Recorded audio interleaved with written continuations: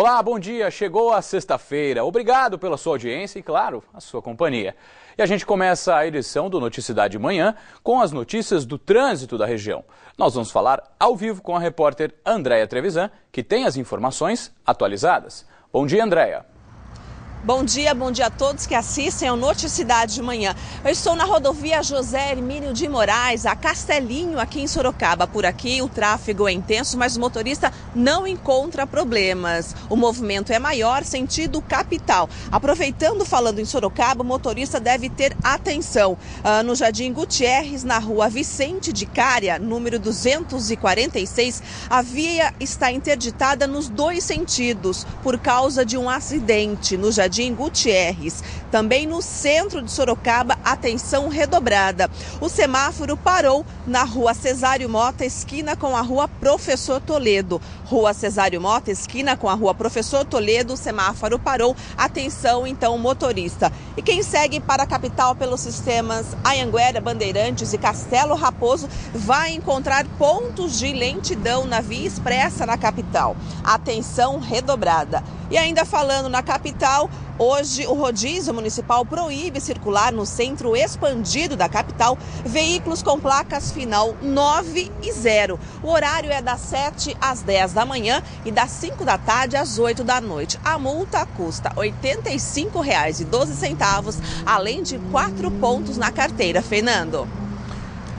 Ok, André, a gente percebe aí que no sentido da capital os motoristas já acessam a Castelinho e o movimento já é intenso, né? E com relação à rodovia, nesta época do ano, principalmente agora falando do outono, muitos motoristas costumam sair até um pouco mais cedo, André, para acessar as estradas para evitar maiores transtornos na estrada. Só que eles precisam redobrar a atenção com outro detalhe, que é a neblina. E você tem dicas sobre esta situação para nós, não é mesmo? Tenho sim, isso é verdade. A neblina dificulta e muito a viagem, mesmo que curta. Sobre o assunto, eu converso agora com o tenente da Polícia Rodoviária, Mário Machado Júnior. Bom dia, tenente. Quais são as dicas nesta época do ano? Bom dia, André. Bom dia a todos. A Polícia Militar recomenda que nessa época do ano, em que há grande incidência de neblina, os motoristas tenham redobrado a atenção.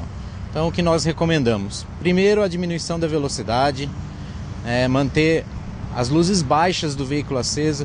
Um grande erro que os motoristas cometem é de manter as luzes altas do veículo acesas, e isso acaba dificultando a visão dos outros motoristas e do próprio condutor. Então é importante checar a iluminação, manter a distância de segurança. Esse é um dos cuidados que nós temos. Qual é a distância segura? A distância segura é aquela em que você visualize pelo menos os pneus do veículo que segue à frente. No caso de neblina, como isso dificulta a visibilidade, então nós recomendamos a regra dos 2 segundos, ou seja, você passa por um obstáculo e 2 segundos depois tem que passar o outro veículo. Essa é a distância segura, é uma técnica que nós temos. Por causa da neblina, qual é a ocorrência mais comum nesta época? Então, justamente quando os motoristas deixam de seguir a distância de segurança, acabam ocorrendo as colisões traseiras. Esse é o tipo de acidente mais frequente que existe. Outra recomendação que nós damos é que o motorista não trafegue com o pisca-alerta aceso. Isso acaba confundindo os outros motoristas e causando esse tipo de acidente também. Ok, obrigada pelas informações, tenente. Fernando, daqui a pouco eu volto. Obrigado, André, pelas informações. Tá aí, dicas simples, porém importantes para você seguir a sua viagem. É hora de conferir o destaque de hoje do Jornal de Jundiaí. Prefeitura de Jundiaí gasta R$ 315 mil com o aluguel de galpão fechado. Durante 15 meses, o gasto foi feito na locação de um prédio que seria utilizado para uma incubadora. Algumas empresas chegaram a ocupar provisoriamente o local, mas a Secretaria Municipal de Desenvolvimento Econômico desistiu do projeto quando descobriu que precisaria gastar cerca de R$ 500 mil para reformas. Depois dos destaques da região, é hora de conferir o que é notícia no Brasil e no mundo, direto do estúdio do SBT Manhã com Patrícia Rocha. Foi morto agora há pouco o principal suspeito dos ataques à bomba na maratona de Boston. Ele foi baleado durante uma mega operação da polícia americana. Um outro suspeito do atentado ainda é procurado. Mas olha, horas antes, um homem matou um policial numa universidade de Boston, nos Estados Unidos. O crime aconteceu no MIT, o Instituto de Tecnologia de Massachusetts. Um homem armado entrou no campus e atirou contra o policial, que foi levado para um hospital, mas não resistiu. A imprensa local informou que muitos disparos foram ouvidos e que uma outra pessoa foi ferida, mas autoridades não confirmaram a informação. Segundo testemunhas, disparos e explosões foram ouvidos logo depois do crime num bairro vizinho à universidade. A movimentação de policiais era grande nas redondezas e pelo menos um suspeito foi preso. A Secretaria da Saúde de Sorocaba, por meio da Vigilância Epidemiológica, divulgou nesta quinta-feira um balanço parcial da campanha nacional de vacinação contra a gripe. Até o momento, 16.654 sorocabanos já foram vacinados, o que corresponde a pouco mais de 17% do público-alvo. E neste sábado, a vacinação deve ser intensificada em toda a região. Quem tem mais detalhes é a repórter Andréia Trevisan, que volta a falar conosco ao vivo. A ideia é imunizar mais pessoas em menos tempo. Neste sábado acontece o dia D em todo o país. Em Sorocaba, todas as 31 UBS vão estar abertas das 8 da manhã às 5 horas da tarde. Mas os pontos de saúde de toda a região vão estar abertos para receber a população. Devem tomar a vacina crianças de 6 meses a menos de 2 anos, gestantes, mulheres que deram luz em até 45 dias, trabalhadores da área da saúde, doentes crônicos. A vacina imuniza contra o vírus da gripe H1N1 e também contra outros 2 tipos do vírus influenza A. O Ministério da Saúde espera imunizar em 2013 31.300.000 brasileiros. Então não esqueça, os postos vão funcionar das 8 horas da manhã às 5 horas da tarde. Obrigado, Andréia, pelas informações. Daqui a pouco a gente volta. Importante as informações. E a Prefeitura de Itapetininga divulgou através da Vigilância Epidemiológica que foi confirmado mais um caso importado de dengue na cidade, que totaliza agora 5, sendo um autóctone, onde o vírus é contraído no município, e 4 importados. Além disso, ainda existem 8 casos suspeitos que aguardam o resultado de exame.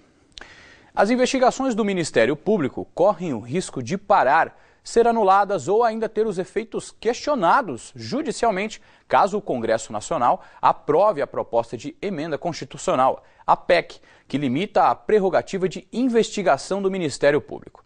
A matéria deve ser votada na Câmara Federal nos próximos dias.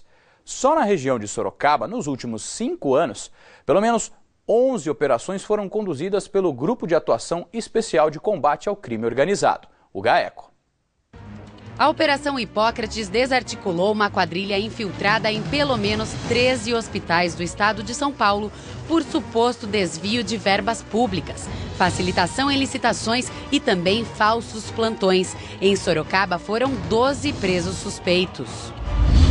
A Operação Águas Claras, realizada pela Delegacia Antissequestro e pelo Ministério Público, descobriu um suposto esquema de fraudes em licitações do SAI de Sorocaba. Já na Operação Atenas, 10 pessoas foram presas.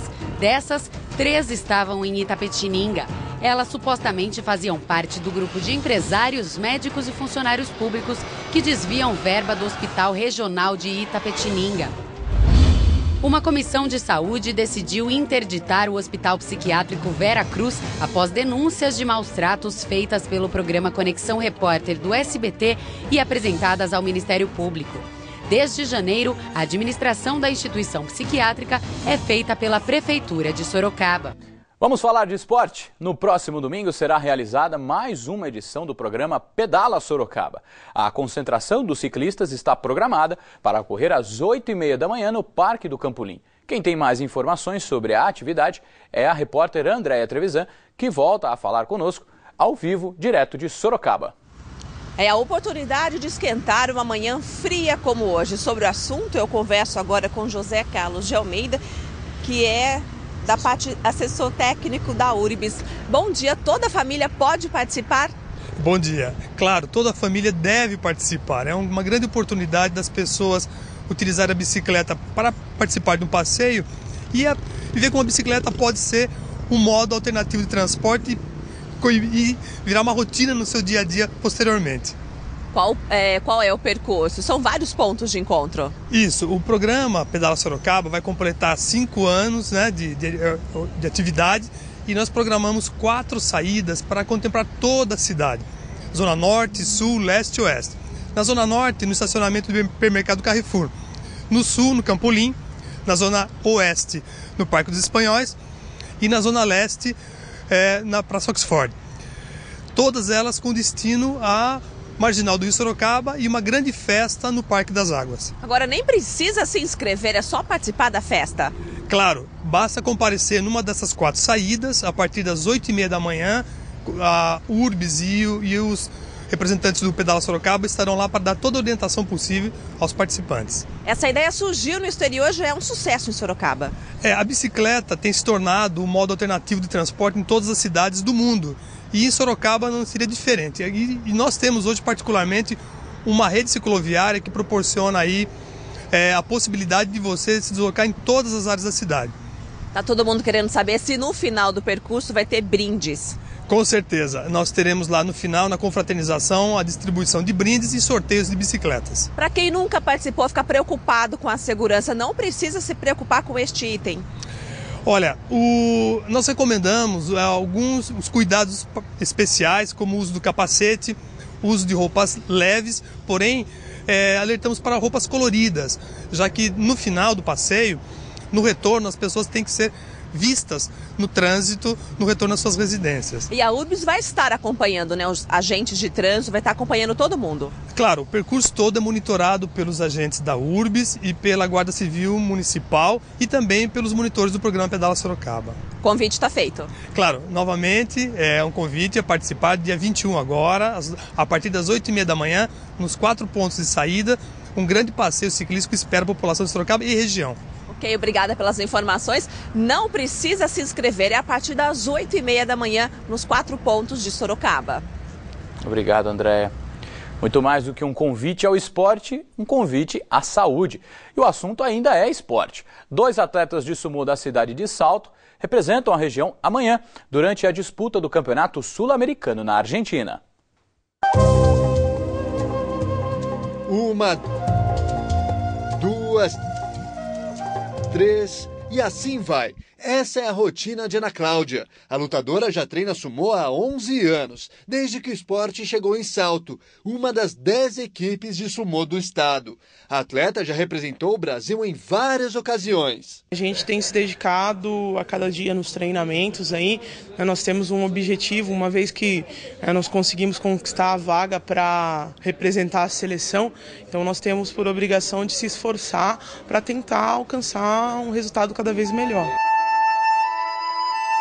Agora, a lutadora da categoria peso pesado vai representar o Brasil no Sul-Americano. O campeonato vai ser na Argentina no próximo dia 19. Mas Ana não vai sozinha, não. Aos 19 anos de idade, o peso leve Diego também conseguiu a vaga. Ele treina desde os 8 anos. Mais uma conquista, né? Mais uma luta. Tanto porque a gente tem um sumô não tanto como um futebol, um vôlei, né? Uma natação, que é algo mais, digamos, patrocinado, algo mais reconhecido dentro do país, né? O sumô é meio que um esporte que ainda está crescendo. O sumô não é apenas uma luta, é disciplina também. Por isso, tanta criança treinando. Aprender todos os golpes, assim, respeitar o adversário, tudo, né? Não tem de humilhar o adversário, nada, né? Então, antes de entrar, já fala para... A primeira coisa é respeitar o adversário, né? Além desta grande conquista, que já é participar do Campeonato Sul-Americano, os atletas têm também a chance de se classificarem para o Sport Combat Games, que é o maior campeonato de artes marciais e lutas do mundo. Mas para isso eles precisam primeiro garantir o campeonato que vão disputar no próximo fim de semana. Estou confiante que tem.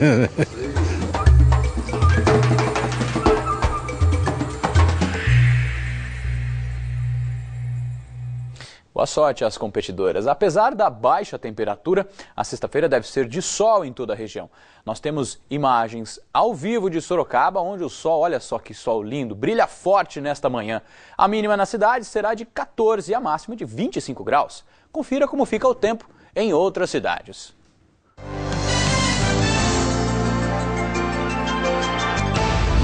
Campo Limpo Paulista tem a mínima de 13, a máxima chega aos 25 graus. Mesmas temperaturas de Jundiaí. Itapetininga tem mínima de 14, máxima de 23. Já em Piedade, as temperaturas ficam entre 12 e 22 graus. Olha só, idosos de Sorocaba tiveram uma tarde diferente nesta quinta-feira. Participaram de atividades ambientais na Floresta Nacional de Ipanema, que fica em Iperó. Antes da prática, a aula teórica. O orientador passa um dado interessante. 80% das pessoas de todo o mundo vivem no trecho urbano, ou seja, cada vez mais longe da natureza. Por isso, o contato com ela é sempre um privilégio. E aqui, hoje, vocês vão ter uma experiência com a Mata Atlântica do interior.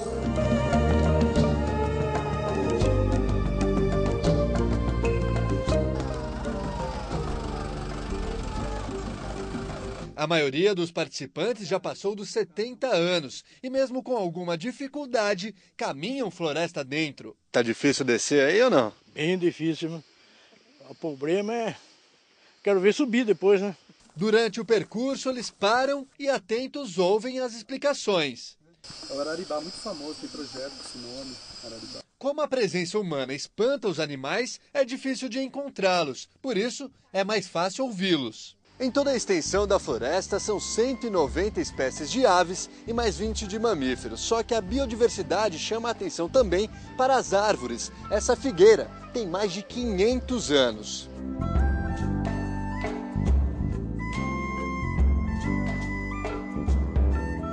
Dona Dirce mora em Sorocaba desde os anos 60 e conta que a cidade mudou bastante de lá para cá. Quando eu mudei aqui em Sorocaba, tinha poucas casas. Ali, só no centro, que eu mudei no centro, né? E lá para aqueles bairros, lá não tinha casa nenhuma. Eu sinto saudades e sinto falta do cheiro da terra, dos bichos, e eu amo demais. Essa foi uma das atividades do projeto Zoo Cidade. O objetivo é apresentar à terceira idade o que nossa região tem de natureza. Esse pedacinho de floresta hoje representa o que a gente tinha na região toda.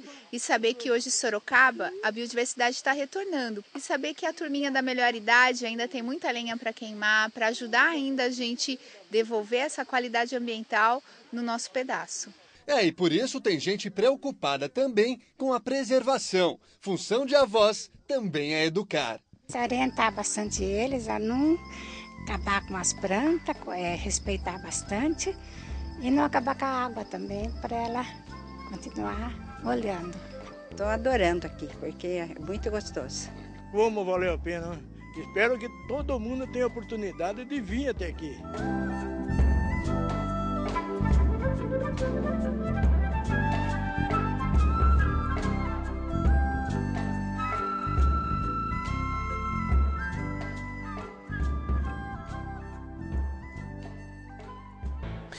Nesta semana você conferiu as histórias, os personagens e as curiosidades das principais rodoviárias de nossa região. E hoje nós reunimos em uma só reportagem os melhores momentos da série Embarque e Desembarque.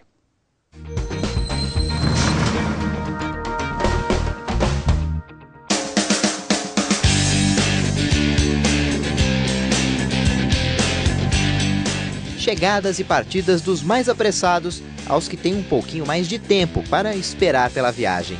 Por aqui passam em média de 3 a 4 mil passageiros por dia. Eles vão para todos os tipos de destino: Piedade, Salto de Pirapora, São Paulo, Porto Velho. A rodoviária de Sorocaba é palco de despedidas, algumas nada fáceis.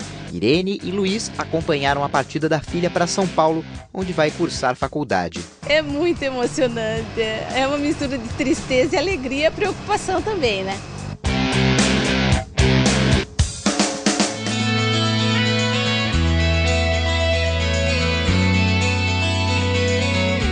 O horário dos itinerários pode ser acompanhado de longe. Em média, a cada 40 minutos, chega ou sai um ônibus no terminal de Itapetininga. Tô vindo de Tatuí, vou embora para Itapeva. Eu tô indo para Sorocaba. Tô indo para Capão Bonito. O lugar é de várias chegadas e muitas vezes o ponto de partida para uma nova etapa da vida. É o caso do mestre de obras Francisco. Nas malas, carrega roupas dos filhos e da esposa que estavam em outro estado. Vocês estavam sem se ver há quanto tempo? Uns 5 meses já. 5 meses, os filhos também já têm essa fase de 5 meses, então fui lá buscar ela concordou de vir para a gente levar uma vida, né? Juntos com os filhos.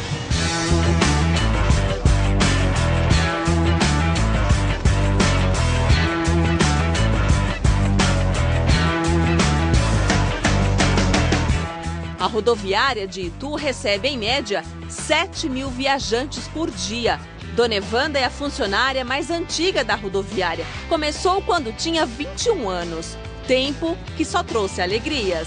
Por 15 anos, ela foi a voz oficial da rodoviária. Atenção, senhores passageiros da aviação Bonavita, com destino a Campinas, horário da partida, 14h30. Dirijam-se para o embarque e boa viagem.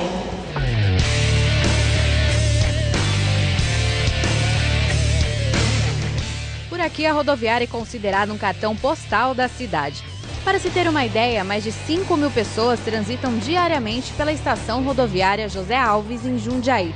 A maioria viaja sozinha, mas ter um companheiro é sempre bom. O Beto e o cão-guia Simon viajam juntos há 6 anos. Praticamente todo dia Jundiaí, São Paulo, e viajo dando palestras e fazendo eventos em todo o país também. Simon é um companheiro sempre presente comigo em todos os locais. E no meio de tantas idas e vindas, as rodoviárias já fazem parte da vida de algumas pessoas.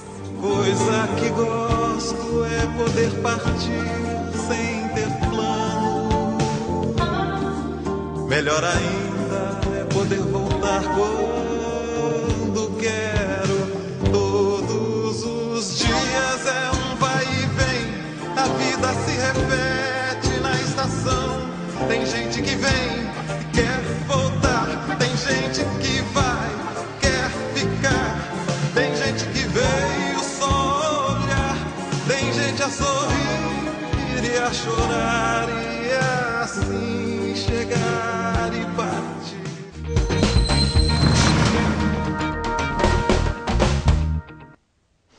Parabéns a toda a equipe que desenvolveu esse projeto.